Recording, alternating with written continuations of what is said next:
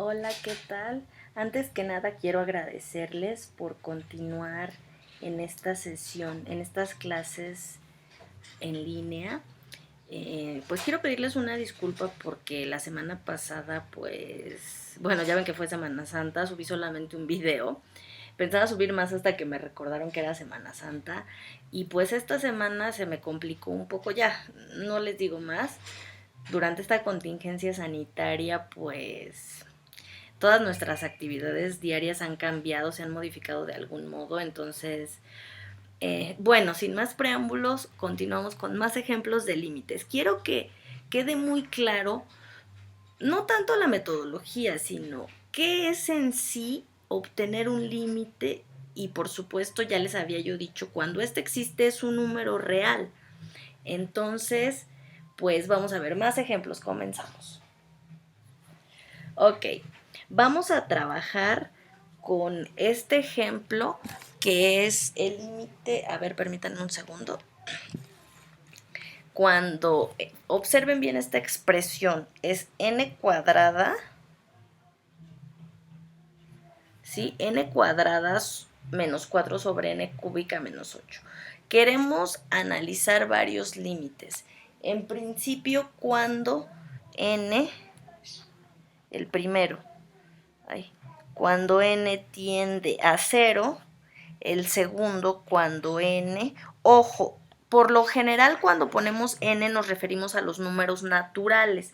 Aquí en particular me estoy refiriendo a los números naturales porque estoy en un ejemplo de límite de sucesión, es decir, como n es un número natural, esto es una sucesión. Recuerden que las sucesiones no son otra cosa que funciones cuyo dominio pues, son precisamente los naturales.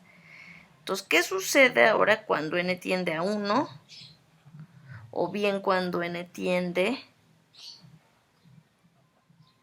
a 2 y finalmente cuando n tiende a infinito. ¿Ok? ¿Qué sucederá en cada uno de estos casos? En estos casos vamos a ver que es muy sencillo.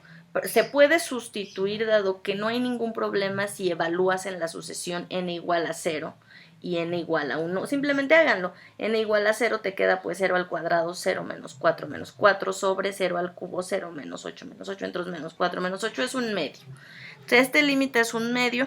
Este límite igual no hay ningún problema si n vale 1. Puedes sustituir, te queda 1 al cuadrado menos 4 y 1 al cubo menos 8. Y estos dos últimos, repito, son los que más me interesan. Ahorita ustedes mismos van a ver por qué. Bueno, recordemos antes que otra cosa la definición del límite, porque si no, pues no vamos a poder trabajar. La definición del límite está en mi sesión anterior. Les voy a poner aquí abajito un link para que la busquen. Me parece que le puse más ejemplos de límites, parte 1 de 2. Búsquenla, por favor. Lo publiqué la semana pasada. Y ahí observamos que la definición es esta. Es decir, si, más bien, ¿qué cosa es el límite cuando n, que es tu variable independiente, tiende a, vamos a suponer, un número a, de tu sucesión? Recuerden que a las sucesiones les llamábamos s sub n. ¿Qué significa esto? ¿Qué significa esta expresión? Pues esta expresión no es otra cosa más que la siguiente implicación que voy a poner aquí abajo. No es otra cosa más que cada vez que la diferencia entre n menos a sea pequeña, la famosa le llaman delta, entonces la diferencia entre la sucesión y el que tú estás proponiendo como límite debe ser menor que epsilon para toda epsilon. ¿Se entendió? A ver, voy a volverlo a escribir. ¿Qué significa? Esto significa que si la diferencia entre n y a es muy pequeña, se le suele llamar delta, entonces tú puedes probar, esta es una delta, una letra griega. Si no les gustan las letras griegas, usen una n mayúscula. Entonces, que la diferencia entre n y a sea muy pequeña, a ti te debe implicar, bueno, no a ti, a todos nos debe implicar, si esto es cierto, si el límite de S sub n es L. Entonces, cuando esta diferencia es pequeña, debe pasar que la diferencia entre la sucesión, los términos de la sucesión y L, debe ser también pequeña, más pequeña que epsilon para toda epsilon. ¿Ok? Entonces vamos a escribirlo finalmente. Entonces la diferencia entre S sub n y lo que propones como límite debe ser menor que epsilon para toda epsilon. Esto es un sí, esto es un entonces. ¿Ok? ¿Qué sucede en los casos cuando n tiende a 0? Pues simplemente n puede tomar el valor 0, es decir, si n es igual, si a vale 0 y n, esta diferencia es 0, es decir, n vale 0, pues entonces esto me queda 0. No pasa nada. Esto 0 y esto 0, pues por supuesto, 0 es menor que algo positivo, 0 es menor que algo positivo, claro. Entonces ahí no hay nada que hacer. Se viene lo interesante de sí en los casos cuando a vale 2. ¿Quién es el límite propuesto? Recuerden el ejemplo. El ejemplo era este. ¿Qué sucede si n vale 2?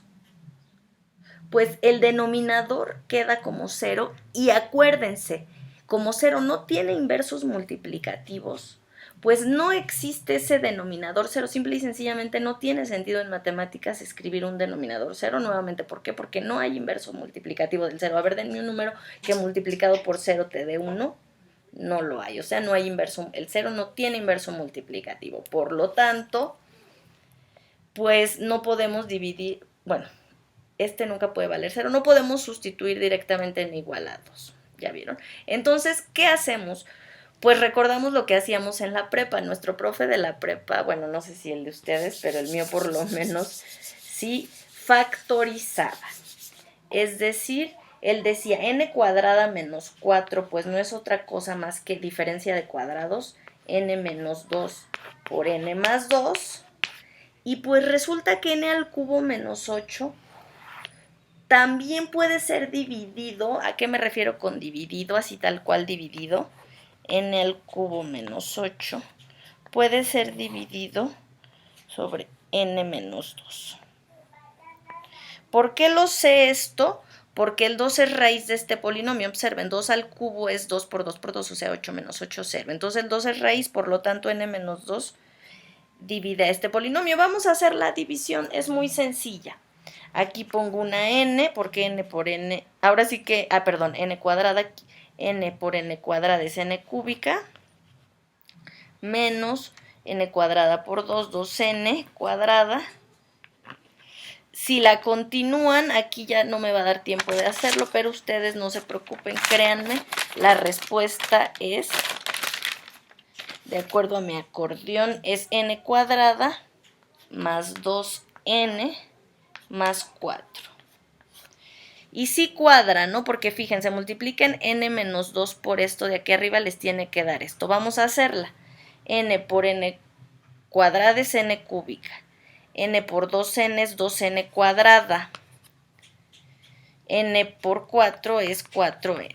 Pero luego tienes un menos 2 más 2n menos 4n. Ya se me cancelaron los 4n con menos 4n. Y finalmente, menos 2 más 4 me da el famoso menos 8, que ese sí no se cancela. Y sobrevive el n al cubo, la primera y la última. Ok, sí, perdón, me faltó cancelar el n. Por 2n me queda 2n cuadrada. ¿Ok?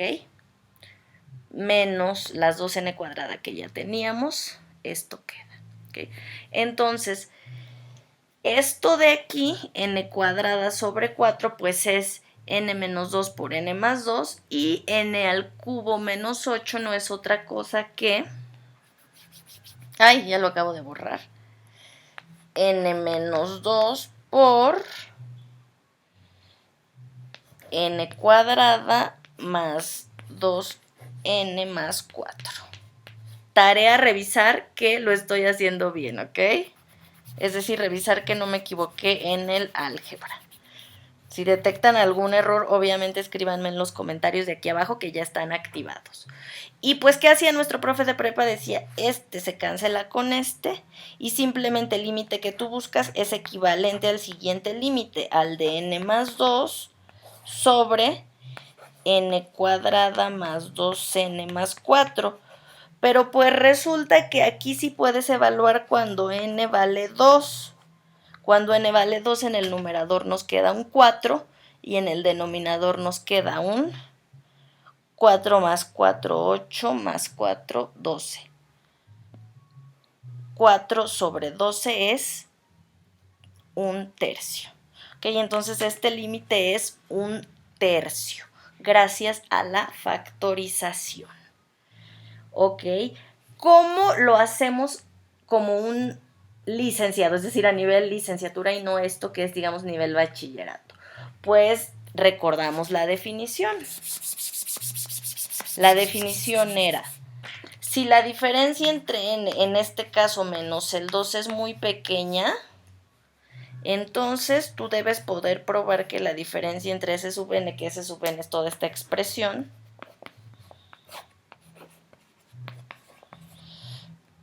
menos tu límite. Ah, buen punto. ¿Quién nos salió el límite? ¿Lo recuerda? Nos salió un tercio, es decir, 4 sobre 12. Ajá. 4 sobre 12, fracción equivalente. Entonces esto es menor que epsilon, ¿sí? Entonces va de nuez. ¿Qué tenemos que hacer?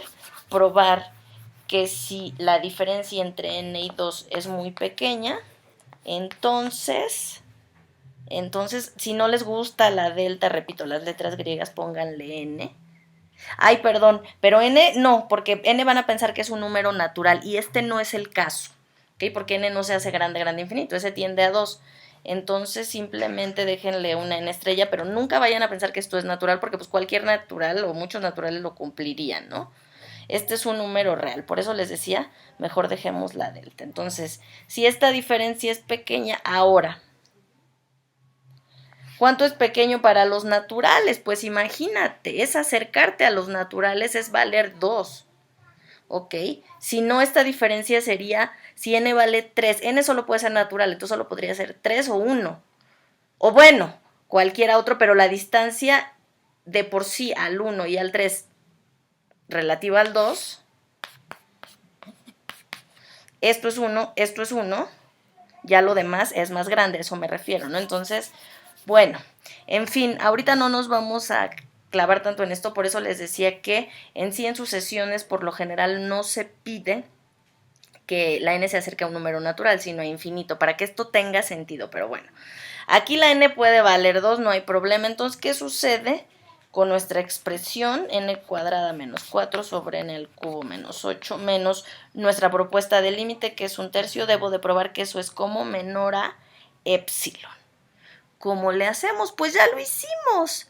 Resulta que esto es exactamente igual por factorización. Esto es exactamente igual a ¿cuánto? De hecho, justo lo borré. Era n cuadrada. Ay, perdón, lo puse al revés. Abajo es n cuadrada más 2n más 4. Y arriba, esto es n más 2. Ok, n más 2, n cuadrada más. Después de la cancelación, ¿lo ven? Y aquí, pues n solo puede valer, repito, 1, 2 o 3. Si n vale 2, esto 2 me queda 2 más 2, 4, 12, esto es 0. Y por supuesto que 0 es menor que epsilon para toda epsilon. En la segunda parte del video veo el caso más interesante, que es cuando n tiende a